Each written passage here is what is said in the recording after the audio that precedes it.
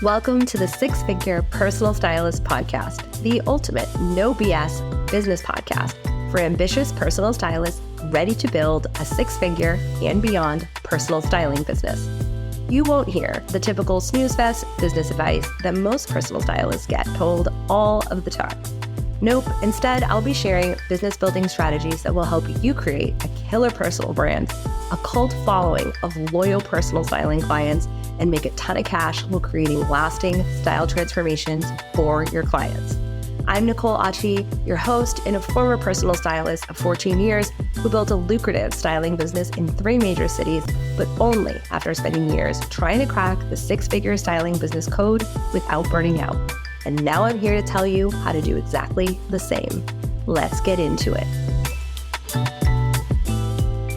This is the third installment of our discussion about transactional personal styling and transformational personal styling. So if you didn't catch the last 2 episodes on this topics, go ahead and listen to episode 2 of this podcast and episode 7, the one right before this episode, in order to get a lay of the land and a sense of what I'm talking about here.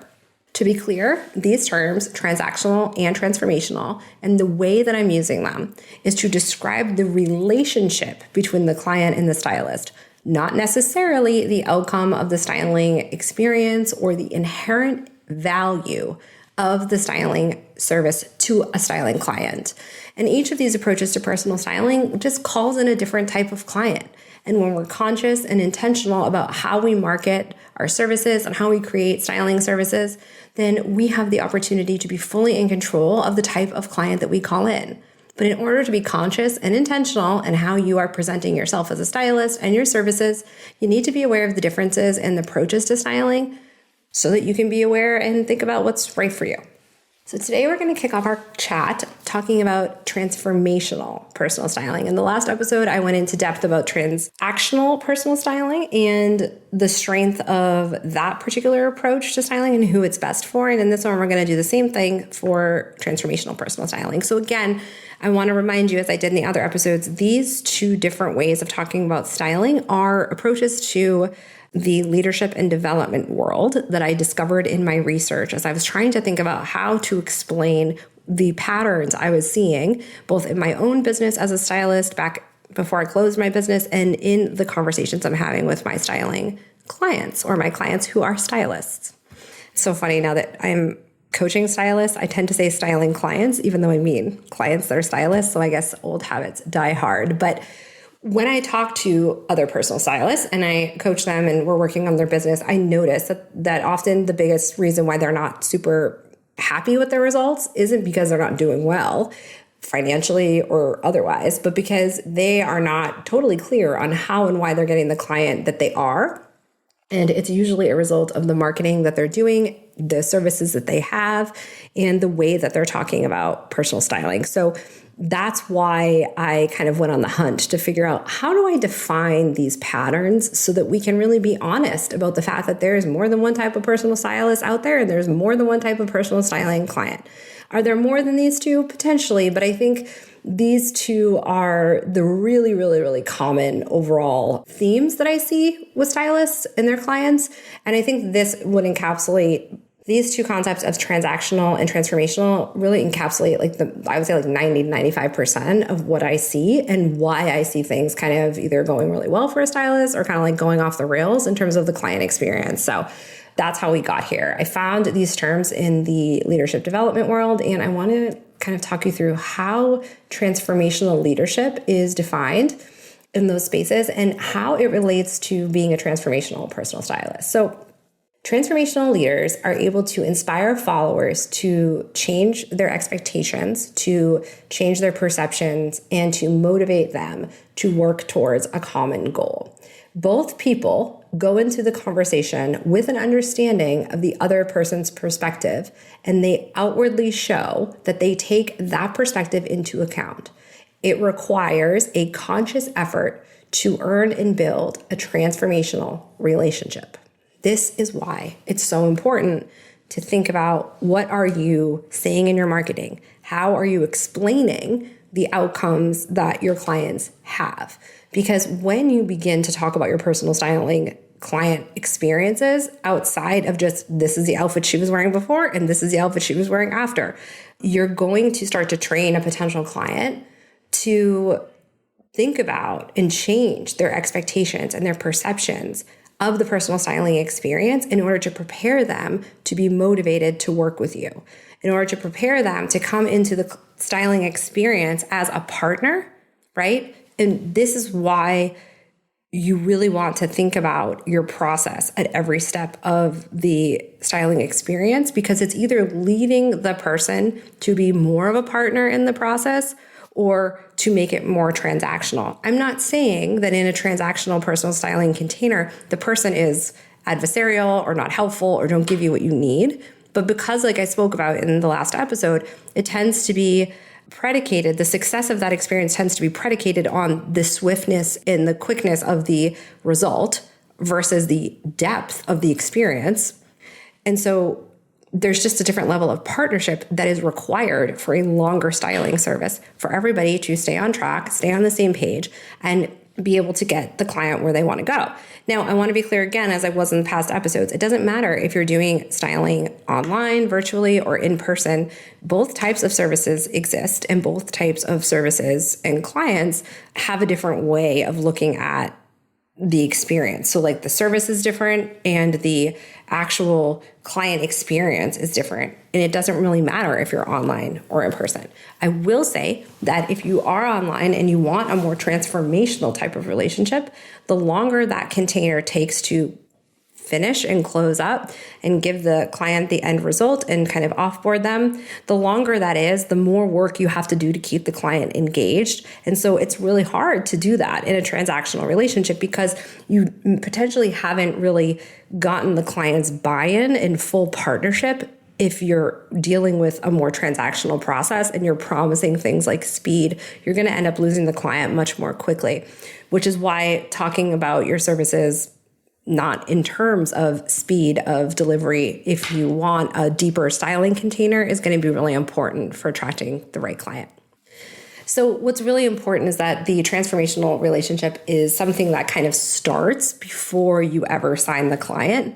And that's why I say that your marketing, specifically in this type of styling relationship, needs to begin to work on the expectations and the perception of the experience before you ever get on the sales call with the client, because they're going to be set up for this experience based on the way you talk about it.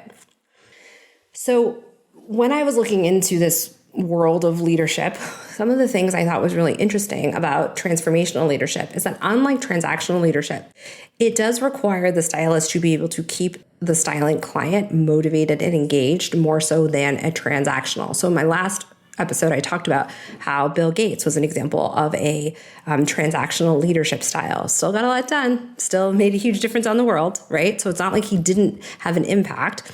It's just that he and that type of style requires somebody that's more self-motivated and self-led. Now, that doesn't mean that the transformational styling client isn't motivated and isn't high achieving and doesn't get results in their life.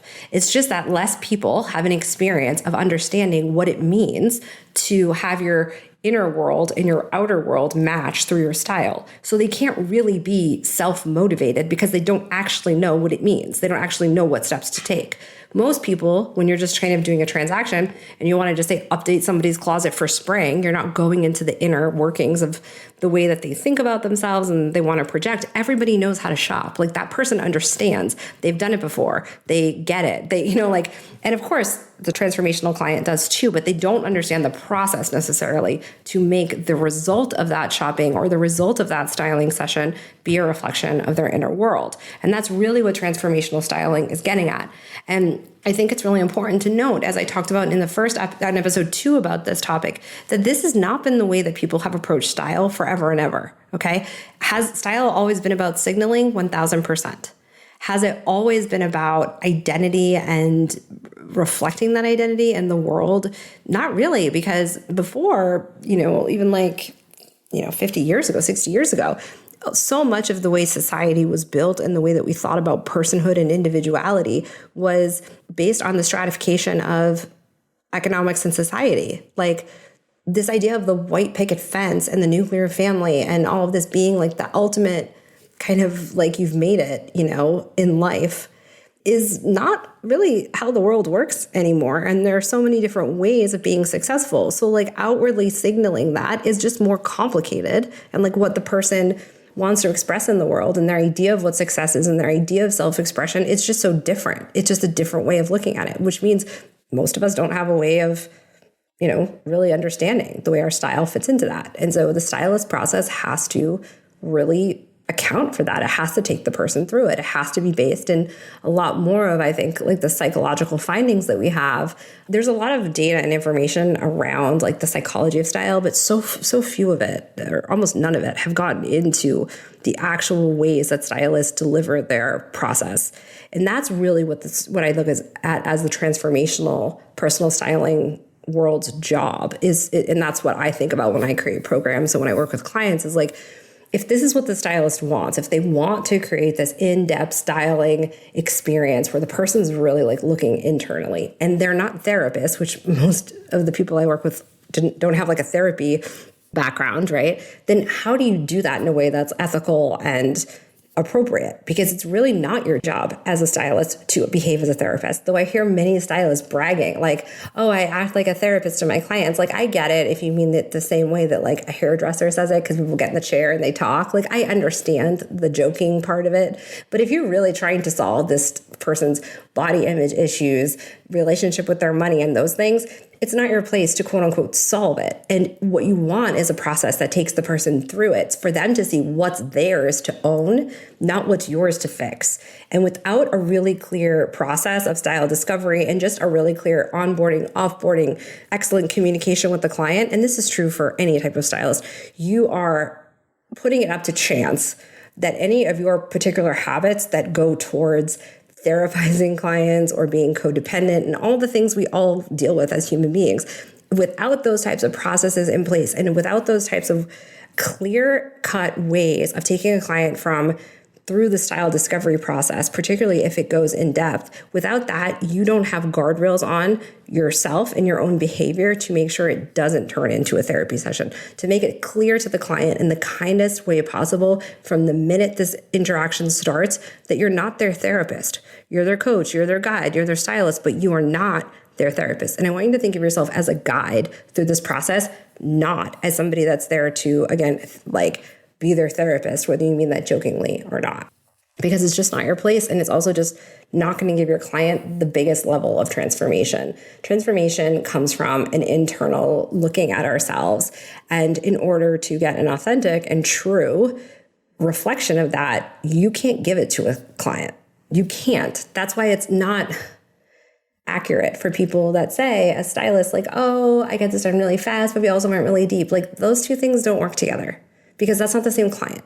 So who is the transformational styling client, and what do transformational styling services look like, so that we can kind of wrap our mind around this instead of just have it be like sound bites that we throw out in our marketing without it being based in anything real. So the transformational styling service looks like services that are developed for a specific niche of people and include opportunities for the client to reflect again and partner with the stylist. So in order for something to be the most transformational experience, and in order to get the buy-in, and this is the most important part, the buy-in that this type of relationship requires, transformational styling, you need to have a niche. Now, the niche can look a lot of different ways. I think this is another topic I should probably save for another episode too. Like, so many people misunderstand what I mean when I talk about niches and styling. They think I mean like the person's 36, they have a dog, they have 2 kids.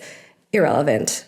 I mean, maybe that could give you a little bit of help, but it's certainly not, because you can have 2 people with the exact same demographics and that same information, but their psychographics are so radically different, and what they expect out of the styling process is so radically different that you basically have the most useless niche information ever if you don't include the psychographics. I would rather you have an entire service built on the psychographics, because it would tell me more about the right way to deliver that styling service for that person than if you just know their age, how much money they make, or if they're busy professionals, because that does not dictate the way that they look at the styling experience or their expectations from it. Their psychographics do. So when I say a niche, it could be for, working moms But it would have to be for working moms that are really looking to do the internal discovery work in this example for transformational styling, right? And knowing what the sort of lifestyle factors are of that client can help you understand the service delivery model. So would it be better for it to be online? Would it be better for it to be a group? Would it be better just based on like their needs? But what it's not going to do in any way is dictate your specific style discovery process and the depth of which you're going with the client. It just might be that the way that that is delivered will look different. But this is why having a niche is important, because when you have a niche and it's speaking to the psychographics and potentially some of the demographics of the client you want to work with, you start to get buy-in so much faster in your marketing. And so you start to be able to train that person to be like, hey, listen, I get your life because you're niched enough to actually be talking to a specific type of person. And my services are for you, and let me show you how and why based on how you talk about your services. When that happens, by the time that person gets to a sales call with you, they have a different level of buying because they feel like you are for them. If you're not talking like that, if you're not willing to niche, you can still do really well, but you will take longer to get full buy-in from a client because you might get price shopped because quite honestly, lots of people are talking about styling this way because most people are not brave enough to go all in. That's why I'm so proud of the clients I work with. It is a non-negotiable that they have to start refining who they're talking to if they want to be successful, because my job is to make you successful. And I have worked with stylists that have huge followings, and that doesn't necessarily sell them. Even in those cases, we have to really work on making sure that we're signaling that you get the person that's ideal within those audiences. Otherwise, nobody signs up. They're watching, they're consuming, they're saving your content, they're telling you thanks for the free tips, but they're not converting. And that's true of any type of styling you do, but it's really true in transformational styling. So transformational styling services typically have a main package, like a signature service that gets the client the full result, like all the bells and whistles. So they tend to not be one-off services, but the service menu may look like different steps of the process broken up. So like maybe you have your biggest package at the top. And again, there's multiple ways to structure this. I'm just going to give you an example. It doesn't mean it's the only example. You may have a signature package, but you know your client so well that you know that at different steps of their journey to becoming the person that wants the biggest package, they may need things along the way to get them there. So you break apart your biggest service so that they have like almost like a step ladder into your biggest one. This is just one way of handling the transformational client. But at the very end of the day, and the most important thing I'm saying here is that if you have a one-off styling service, it's in order to give them a bite of the bigger, larger transformation. It's not siloed. It's not its own random closet edit that's over here. Each step they could continue to take in your service menu will bring them into closer to the highest possible delivery of the service. So like the full transformation, okay? And the reason why that matters is because it allows you to keep a client longer. There's other ways to do this as well, but this is an example of why I mean like it's not a one-off service, because it could be taken as a one-off service and the client will get a result that's appropriate to the level of package that they're in. But it's not thought of as like you just walk into the mall and shop for someone you just met. It's not like they're not allowed to enter into the styling process at like this sort of at like any point. The stylist is deciding if you want to work with me on like a lower priced package with less of my time involved, this is where it's appropriate for you to enter. This is the service that I created because I am here for a transformation, which means you can give somebody a small transformation, a medium transformation, and a high level transformation, right? Based on your services, your packages, your expertise, and who you're talking to. But it doesn't mean they get to choose their own adventure. And that is the biggest difference between transactional services in styling and transformational services in styling. In transactional, the client can do choose your own adventure. It's very client-led. They come to the stylist. They say, potentially like, here's the things that I need, or it's very prescriptive. The stylist gives them their colors and their body shape, but there's nothing deeper going on there. And then they can come in with just styling, like just color analysis. They can come in with just body shape analysis. They get to decide. They get to choose their own adventure, okay?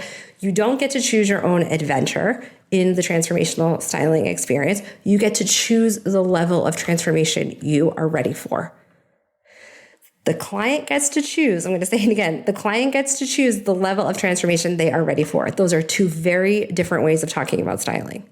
You can choose any of my services, my styling services from my menu, and kind of put them together however you want. Transactional.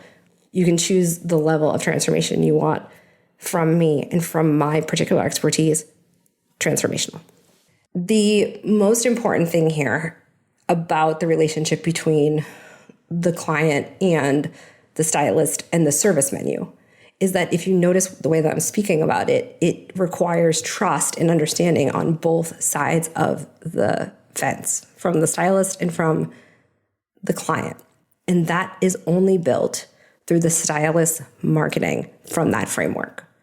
The idea of you have so many clothes and nothing to wear, let me make you 50 outfits without talking about the inner transformation, that marketing ain't going to sell a transformational personal styling service. So who are the people that are looking for this type of service and how can you market to them? Well, this client is not leading with them and their personality being busy. Might they be busy? 1000%. We're all busy, but it is not the defining aspect of their experience that they're bringing to the personal styling world. I've worked with people that were presidential advisors that acted like they were the busiest human beings in the world. And I've worked with people in that world who were very like, this is just as important as going and, prepping President Obama for his next debate. Like literally, that's their energy. Like, this is important and I will make time for it. Versus I'm so busy, I'm just going to have to squeeze this in. That is not the energy of a personal styling client who wants a transformation. I am, again, not saying they may not have to move some things around or that they're not busy. Again, my toddler is busy. Everyone's freaking busy, especially in their own mind. But that's not where that client likes to live in terms of their identity. Another aspect of this type of client, and it's not a definitive thing, like they have to have this, but it will make your life a lot easier. As just like a side note. If you are calling in someone that wants a deep transformation, they want their inner world, their outer world to match based on what's hanging in their closet, and you have a pretty in-depth process that takes people through the steps, you want to make sure you're calling in people that are already relatively self-aware. Like, again, you're not their therapist, so they have to be people that already have a pretty well-developed sense of themselves so that there's something to actually look into. This cannot be their first experience looking at themselves, right? Clothes are powerful and they can do a lot for you, but unless you have a 6-month or a 1-year program, which you may have, you can totally have a program. Maybe you could do that in a group program. But if you're doing a 1-to-1 experience and you need to take more than one client a month, which you should need to, we'll talk about that in a different episode. You should not have one client a month as you're like, I don't care how big your packages are. It sets you up for like a serious marketing problem down the road. You need to have a few clients a month to keep your business healthy, regardless of what you're charging, so that no one client becomes the most important. That's a critical piece of this. In order for that to happen, you really need to make sure that the client is not a newbie at this idea of looking at themselves, because you just cannot do the level of work you need to do in a feasible amount of time. So speaking to someone that is relatively self-aware is going to be an important part of your marketing plan. This particular client is excited about the experience because they see the styling experience as a larger investment, not just into their clothes, but into getting to know themselves on a deeper level, into their future self.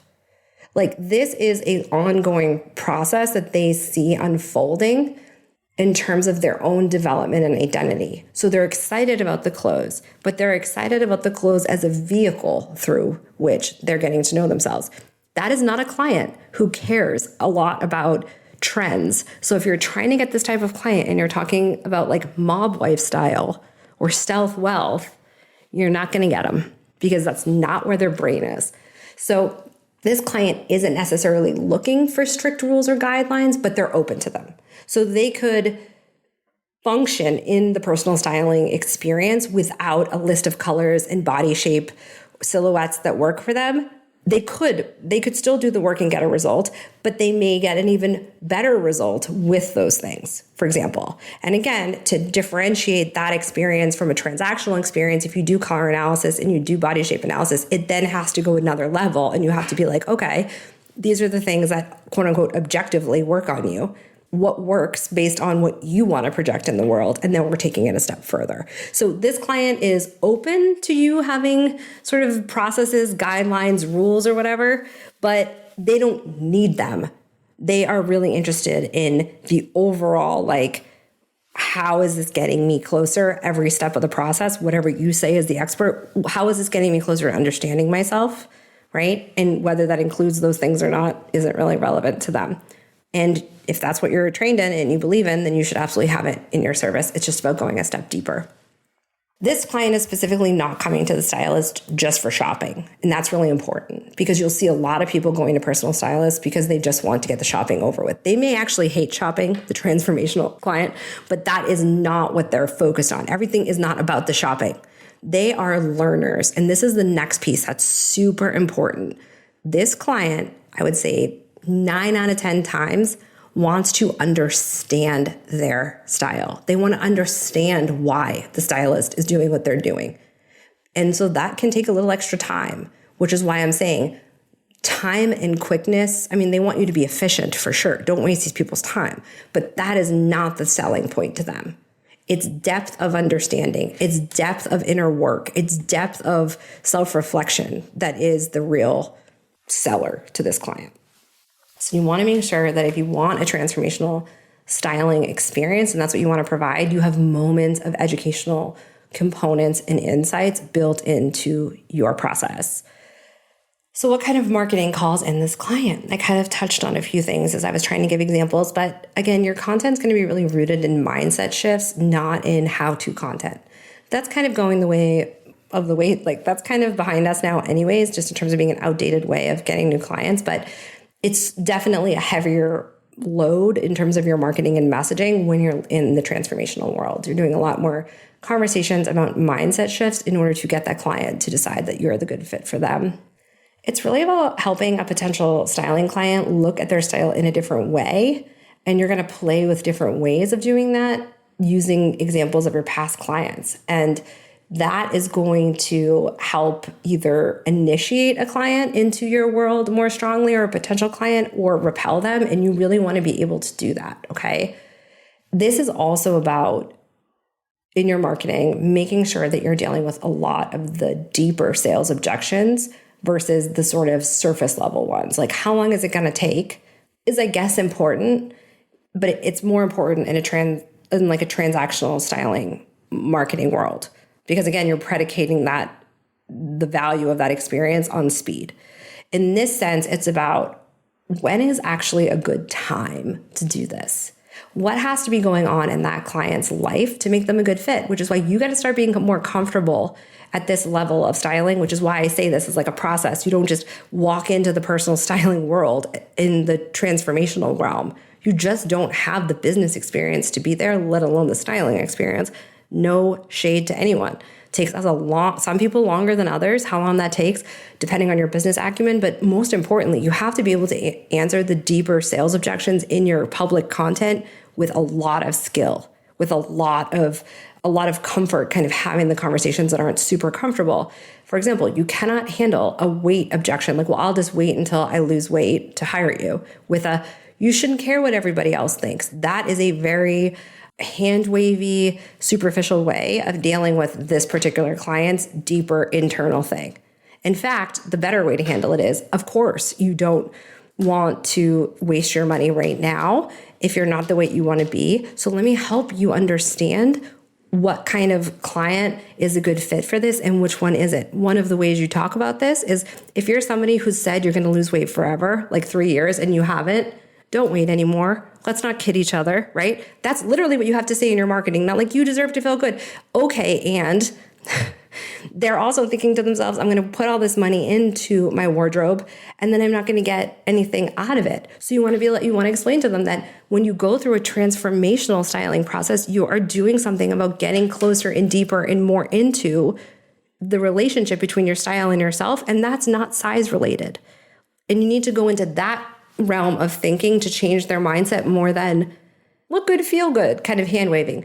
This is why I'm saying transformational styling, I kind of view as like the top of the pinnacle, not because I think you can't get someone an incredible result, but because you as a stylist have to have a level of business acumen and ways of speaking to the client experience so that when the client gets into that container, your marketing and your client experience are aligned, because more people than ever have worked with people online. They're more familiar than ever than personal stylists. More and more stylists are saying they've worked with people who have worked with stylists before. So people are savvier. You cannot have an experience that promises one thing and delivers another and get away with it anymore. And that's true of the entire world. That's true of online space in general and all types of businesses.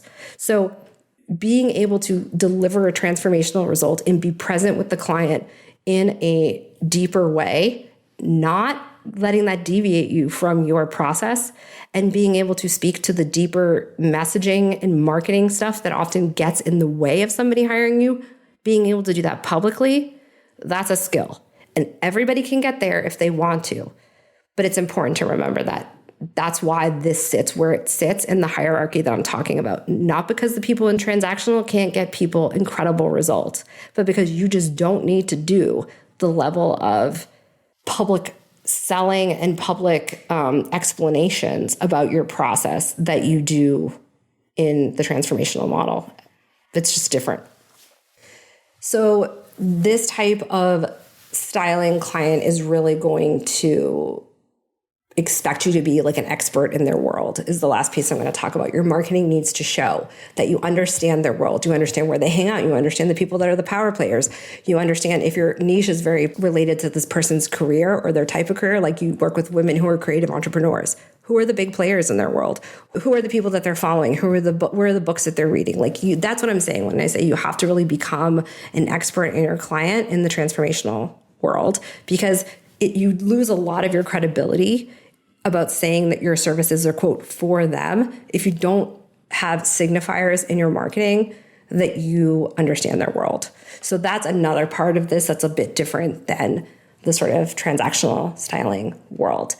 And I want you to understand that when there's a mismatch between these things, you're going to feel like the client is rushing. The client isn't really getting anything out of it. They're not getting back to you in a timely manner. Now, that doesn't mean within 24 hours, people can still be busy in the transformational styling experience, but you're going to see that it's as important to them as it is to you. And if you're not, then potentially it's that this person wanted a transaction, not a transformation. Or it could just mean that your process needs to be cleaned up and you're kind of not communicating well. It could mean either, but just as a side note, that's something to look at. You're not going to be talking about trends. And if you are probably going to call in a client that maybe isn't as interested in this way of working, right? Because that's a very different way of going about it. If your prices are too low for the depth that you are promising, if people view it like, wait a sec, you're going to give me a whole transformation for less than $1,000, that's another way that you could actually be getting people not hiring you because your prices and your marketing claims aren't making sense to them. And that's another thing I have to explain. Your prices aren't just about how much you take home. They're about the person's buy-in and their experience that's hiring you. And it all works together, which is why, you can't just come to a business coach or consultant and ask them what you should be charging without a bigger conversation about the kind of business you want to build and the kind of client that you want to attract. So a client, again, that has an overemphasis on speed probably is not a good fit for this kind of container. And, that might be someone that is not a good fit should they sign with you. Another thing to understand is that the styling service format, so the way you deliver the styling service, if it doesn't have depth, if it doesn't have at least one entire session related to style discovery and really looking through and analyzing why a client's like what they like, why, if that truly maps onto the overall projection that they want to create in the world, If you don't have that in your process and you're seeing that people at the end of it are kind of lukewarm about their experience, it's probably because they expected that based on what you spoke about in your marketing. Again, if you're going to promise a deep and lasting transformation, the service structure has to match it, which is why I'm not a fan of programs that tell stylists, here are the 3 services you have to have. And this is like, A, everybody looks the same, and B, it's a very outdated way of doing business, because the niching aspect is so important for the transformational level of styling, because you have to understand their world and their psychographics. And then your services should be a reflection of that. And you just cannot say that that's the case with any integrity if you're just like taking the same services and building businesses with that. Like that just doesn't even, there's no integrity in that. So I hope this is helpful. I'm going to be talking about this for sure more. But this is sort of another delineation and distinction in the styling world I think stylists should know, so that they can get the kind of clients they want and deliver the level of service and transformation that they truly, truly promise. So until next time, we will talk soon. Thank you so much for hanging out with me.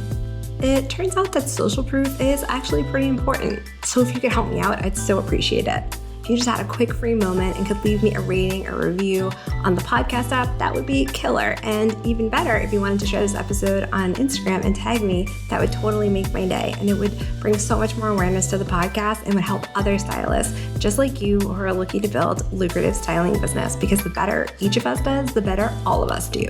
Thanks for hanging out with me, and I'll chat with you next time.